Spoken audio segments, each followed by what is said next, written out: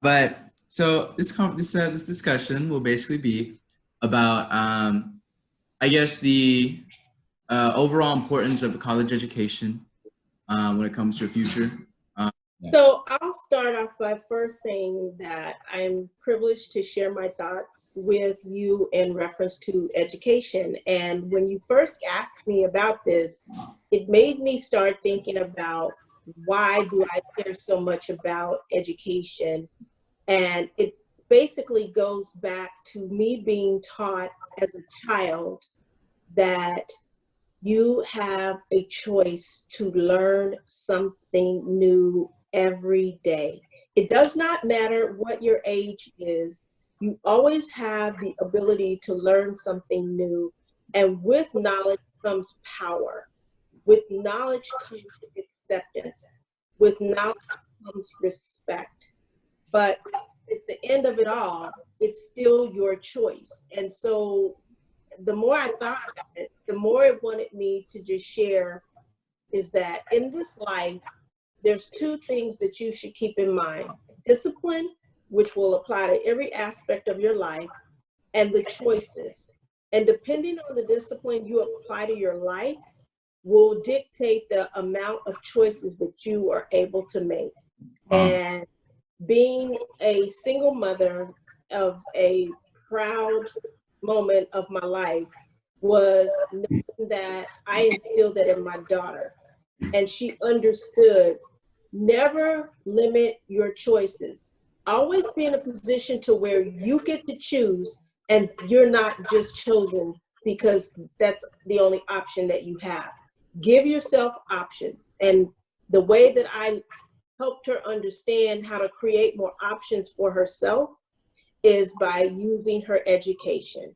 It opens up a plethora of doors to her and opportunities that I didn't know, even though I was always encouraged to go to school and be smart. I was never really taught in a way where I could understand the opportunities and choices, not just the opportunities, but the choices that I would be able to make for myself given my level of education. And because we are Black or African American, whichever you choose to identify yourself by, you are stacked up against a whole nother level of competition. Therefore, the thing that was engraved in me as a child is that no matter how smart you are, you have to be 10 times smarter because you are a little Black girl. It does not matter if you have this degree and that degree and this GPA and that GPA. You have to be that much better because you live in a society that is going to judge you just based off of the way you look, your appearance, the way you carry yourself. And okay, yes, my name is Cherlondia, and that's a very unique and odd name. I gave my daughter a very unique and odd name, but guess what? She has a DR in front of her name. And so that requires people to acknowledge her in a different kind of way, all the way to making dinner reservations. You would never think that, but you would be surprised when you make reservations with a DR in front of your name, the way you're treated. And so I value education at a level that I think if young adults don't recognize that no matter what path you choose, if you have education, it will help you get elevated to the next level. Dr. Scales? Yes. So I guess I give about 10 finger snaps to that. Well said. Yes, there you go. Yeah, I too believe in those things. And I think it is one of the reasons why my children, one of whom who also has the doctor in front of her name, and friends, I understand when I was in the hospital recently fighting for my life, insisted that the young and older staff at the clinic call me Dr. Scales rather than by my first name. had not only to do with their pride in the accomplishment, but also it is something about it that just brings a particular kind of recognition. And as you said, Cherlondia, particularly to African heritage people. But probably even as important for that, for me, I came from a family, therefore you did as well, John, and Cherlondia's addressed her upbringing where there's a legacy. And the legacy is based on the principle of lifelong learning. And while you can get lifelong learning in an informal manner, the formalization of education for those of us who are descendants of kidnapped and enslaved Africans is like monumental. So many of us lost our lives even just when we learned to read, you know, because knowledge and information is power. So, you know, legacy in a family is so important. And the legacy about education is indeed about opportunity, and it's something that no one can take away from you. No one can take away from you. Yeah. And so it is something, there's something to that. You know, I'm sure you both have heard, and Cheryl, as she listens, to people that have said to you, oh, you're so articulate.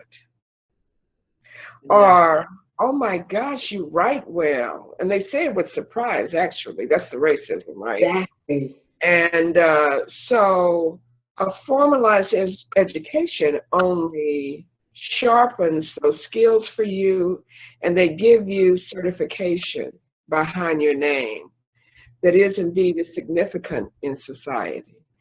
I understand that white, talented kids, young people are often able to be successful without formalized education. I mean, there's so many examples I can give, but let me just use John Legend, for example. You know, your mom and I had a fantastic time on her birthday a couple of years ago, spending the New Year's Eve with John Legend. So you take somebody who is so well trained, classically, you know, from his grandmother teaching him piano and singing in the church and playing in the church and so forth, to his training in the academy, it sets him apart in a particular way. Now, I'm going to say to you, and I'm just trying to keep it real. You know, if you are interested only in rap or maybe some other form of hip hop to display your talent, then if you're really good at it, or somebody catches you on YouTube or whatever, you know, you may be okay, and maybe you'll make it. But there are so many talented people in the world, John. So many talented people in the world, and you are definitely one of them. The talent, unfortunately, will only take you so far. It just really only will. For a musician, an artist like you, because the kind of lyrics that you put together, the kind of performances that you have, cover genres, right? You know, I watched you perform some maybe more, maybe not hard rock, but soft rock or pop or R&B, and you know, you have a lot of diversity. And so it just adds to your resume in a way that folks are going to take a third or fourth look in considering you. And I loved what Cherlondia said about without it, you know, you just have to be chosen. And, you know, there are some significant odds with being chosen. You know, I'm a fan of The Voice. And I'm telling you, that show has brought my knowledge about how many talented folks that are out there to a whole new level. And so, yeah, so it is a window to opportunity beyond what you could ever hope for, you know, just making it merely on your talent. Well, with that, I can add a very personal piece of information as far as how education can limit you in the music genre. My godson worked for Interscope, Geffen A&M labels, and recently had to walk away after 15, 16 years in the industry, because guess what? It has changed. And because he did not get his 4-year degree, there was nowhere else for him to get promoted to. And he had worked his way up to being an international marketing manager, representing the groups of like Kendrick Lamar, Maroon 5, Ariana Grande, and the list goes on because of where he was. But the longer he stayed, the more limited his opportunities became. He took a short deal with Nicki Minaj. He did Black Eyed Peas. He did Big Boy. And so he's represented artists in different genres and different cultures and different types of music. But at this point in your life, the way you're going to get to a label is by the number of hits on your YouTube account, or your, you know, if you can get something on some music media, and then you start to get a number of hits, and that's how they're looking for artists. So he recently turned down an international company that wanted him to come and scout music on an international level. But what they are doing is so far advanced from what the example is that I just gave you, that it was something that he couldn't even get into because that's not the marketing tool that he knows. And this is on an international level. And so I say to you, I go back to choices. You don't want to be chosen. You want to have multiple choices when you go out and pursue what you want to do. And if music is what you truly want to do, you may be able to do other things from a musical's perspective and still play your music, but never be able to sustain or achieve the level of lifestyles and comfort and financial security that you want. Because at the end of the day, sweetheart, your mother and your father have busted their ass to give you every opportunity that they could possibly manage to present to you, to put you in a position to be able to go to the next level. But your mother and father are not going to sustain you for the rest of your life. And yes, at some point in time, perhaps when they pass, they will leave some type of endowment or trust or insurance policy. But how long are you going to wait for that? And in the meantime, how do you maintain and manage and live your own life? And I can tell you from my own experience establishing my independence at 16, when someone else contributes to your lifestyle, for whatever reason, that person will always believe that they have influence, they have say-so. I had to learn how to shift. And there was a book, or there is a book, by Dr. Gooden. And in her book, she talks about shifting. And I had to learn how to shift from having a mother-daughter, parent-child relationship to a daughter-mother relationship. She will always be my child. I will always be her mother, but she's an independent woman. But I struggled because my adult child needed my financial support. Therefore, I wanted to hold her accountable to me for the choices that she made and how she was living her life. When we learn how to shift our relationship and have boundaries, meaning, yes, you want to be independent, you want to do your own thing, you need to start paying your own way. I have a much healthier relationship with my child. And I never, ever thought, John, that I would even experience some of those things, because I thought I was just loving my daughter by continuously doing for her and allowing her to live in a way that she lived when she was under my roof. But she wanted to continue to live that lifestyle, but yet she hadn't obtained the financial security. And I will be humbled enough to say that there was a 2-year period where I did not have a job. I had savings, but I had to go back and live with my daughter, who is now an independent single mother herself. And that was a very challenging period of time.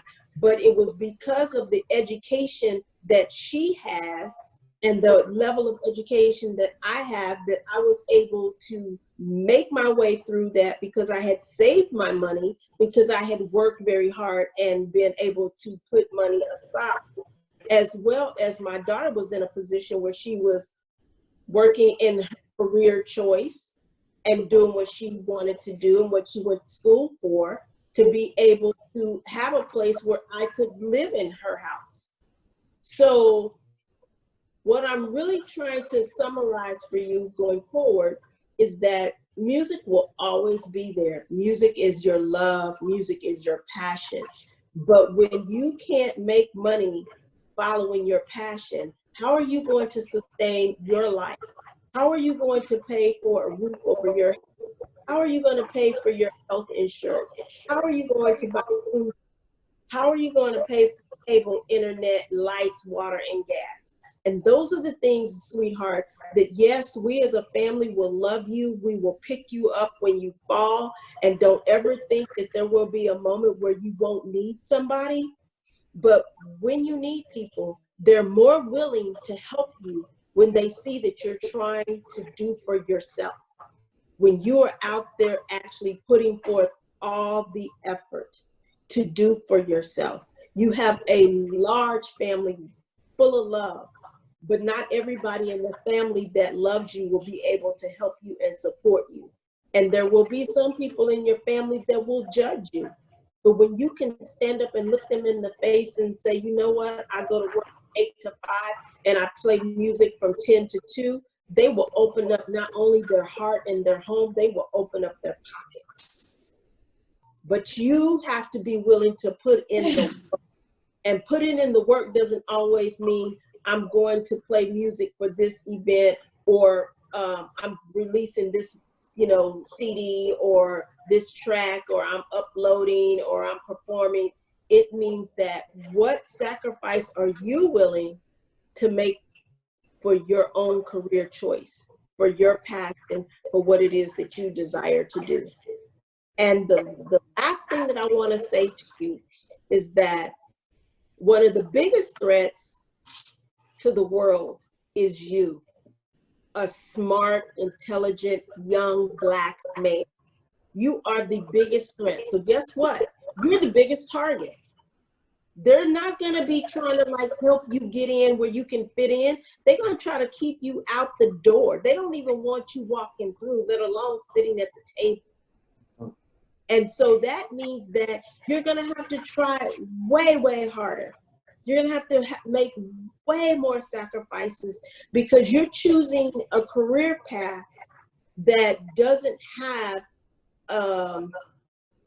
I can't think of the word right now, but there's not a proven track to get there. Yeah. Not everybody is going to be a Jay-Z. Not everybody's going to be a John Legend. Not everybody is going to be a Lady Gaga. And not everybody is going to be Miranda Lambert, or, I could go on about different artists in different genres, but guess what? They all had to get there some kind of way. Some got there because their parents put everything on the line. Some got there because they knew somebody that got them in. And some of them just sacrificed and hustled until they got there. But in the meantime, while they were hustling, guess what? They still had another way to provide for themselves. They still had another income for themselves.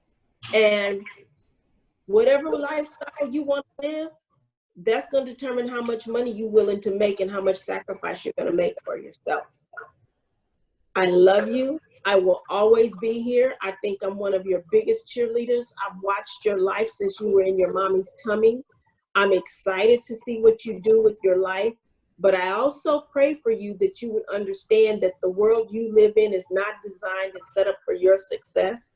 You're not going to get, you know, passed on to the next level because of the color of your skin, like so many others do. Because if you don't have a degree, they're not going to even consider you. I have a friend, this man graduated from West Point, 2-parent family home. He's at a multimillionaire status. None of his sons finished college. And guess what? He can't even hire them. He can't refer none of his sons to be hired by one of his friends or colleagues because they don't have a degree. Yeah. And at the end of the day, it's like, get a degree in something, because at least that way you get recognized. You get to, you know, be part of the shuffle. Because when I'm hiring people, the first thing I'm doing is process of elimination. I'm looking at your education background. Then I want to know what kind of experience you have. Yeah. But if you don't come to the table with certain credentials, you don't even, your resume is not going to even sit on my desk. Yeah. And so it's just something for you to think of, because you're still young enough to where you have the ability to make some choices. But just remember, the choices that you make are going to require discipline, sacrifice, and they pay off in the long run. Yeah. The question that was asked of me back in, I think it was the mid-70s, you know, do you want to be a big fish in a little pond? Or do you want to play in a big pond? And, you know, because with your level of talent, you should be in a big pond. You know, I think you're extremely talented. And along with Cherlondia, you know, I've been since you were like 3 or 4 and, you know, playing your little guitar. You know, a lot of us have just been so cheering you on and in awe of you. But I want you to think about that question. You know, it's rhetorical. And I don't need you to answer it, but to think about it. And this is just an additional thing I want to say quickly. The other thing that education provides to you is something that so many artists talk about, limiting their career, and for the most part, for many of them, also completely harming their finances, and that is not knowing the business, not having business acumen.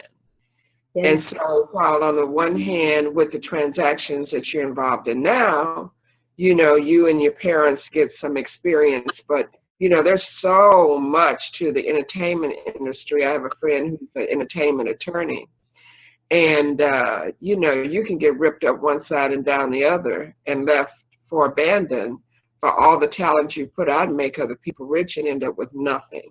Yeah. And so not that business is necessarily the area that you would want to study, but to have that formalized education, for an example, can really catapult you to a place that you might not be able to get to for many, many years if you go in with that knowledge.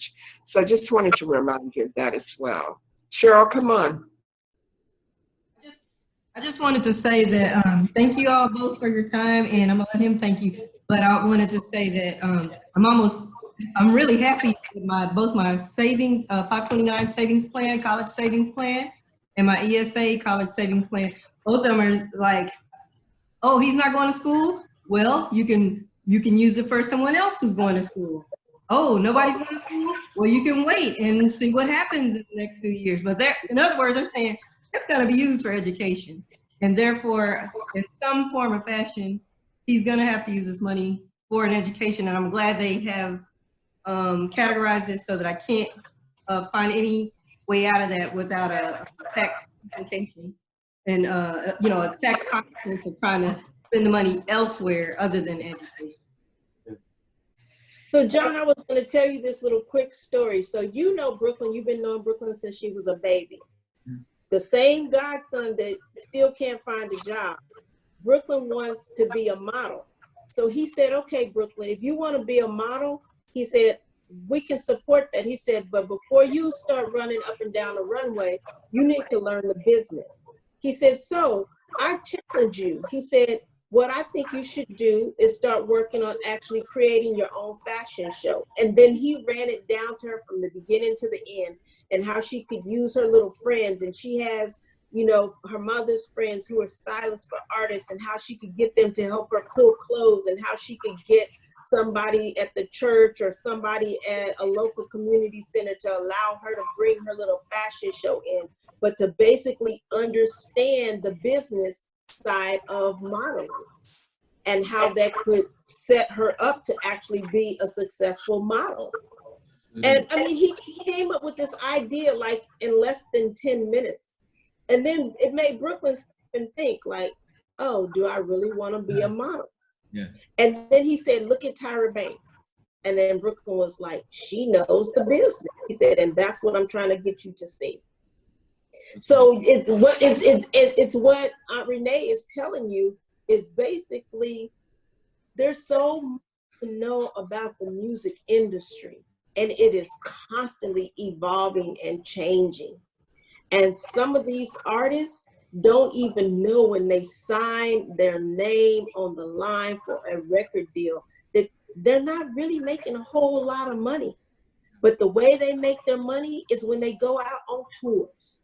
Yeah. And then in order for them to even do a tour, the record label puts up so much money. And so you got to pay that back first. And when he started breaking all this down to me 10 years ago, I was like, wow. And he said, so now you know why Toni Braxton went bankrupt 2 times. Bro, she might be on her 3rd. I don't know. Yeah. But it's just really important for you, whatever you're going to do, to understand it a lot. Absolutely. And like I tell Brooklyn all her life, learn something new every day. I just had a meeting earlier today, learn something new. Love that. I appreciate my mom a lot too, because a really good thing that she's been helping me do is learn that music business side. And so is my dad. But like, yeah, I mean, absolutely, I agree. And we do definitely seek that information and definitely go after it. Regardless of whether or not in school, you know, because there's still other ways. But like, I just want to let you know that initiative and that ambition is still there when it comes to like learning, you know, the business and the runner, like what exactly I'm getting myself into. Yeah, and just all the things that the music business entails. And if I could just say this, because I think we're out of time, JB, is that your mom and dad are incredible. They are not music industry folks, and I know they're doing the best they can to lead you in that pursuit. But we're talking about something much bigger than that. Yeah. Love you. Me too. Love you.